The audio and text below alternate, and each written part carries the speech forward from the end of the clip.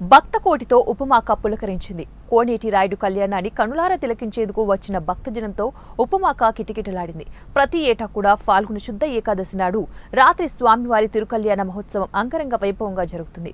ఉపమాక వెంకన్న వార్షిక కళ్యాణాన్ని పురస్కరించుకుని కొండపై కల్కి అవతారంలో వెలిసిన మూల విరాట్కు తొలి అభిషేకం నిర్వహించారు. నిత్యార్చనలు పూర్తి చేసిన తర్వాత భక్తులకు దర్శనం కల్పించారు. గరుడాద్రి పర్వతంపై స్వామివారు ఏకశిలపై అశ్వారూఢుడై షడ్భుజాలతో వెలిశాడు. కళ్యాణం రోజు స్వామి నిజ స్వరూపాన్ని దర్శించుకునేందుకు తెల్లవారుజాము నుంచే 2 గంటల నుంచే భక్తజనం మెట్ల మార్గం గుండా మూల విరాట్ సన్నిధికి చేరారు. ఆలయ ముఖద్వారానికి ఎదురుగా ఉన్న ఆస్థాన మండపం, బేడా మండపం, స్వామి ఉత్సవమూర్తులున్న మండపం, మెట్ల మార్గం, ఉపమాక పురవీధుల వేలాది మంది వెంకన్న భక్తులతో కిటకిటలాడాయి. బ్రహ్మ తపస్సు చేసిన బంధుర సరస్సు పుష్కరిణిలో పుణ్యస్నానం ఆచరించి స్వామి దర్శనానికి వచ్చారు. విశాఖ జిల్లా నుంచే కాకుండా ఉభయ గోదావరి, విజయనగరం, శ్రీకాకుళం, ఒరిస్సా రాష్ట్రాల నుంచి కూడా భక్తులు లక్షలాదిగా తరలివచ్చారు.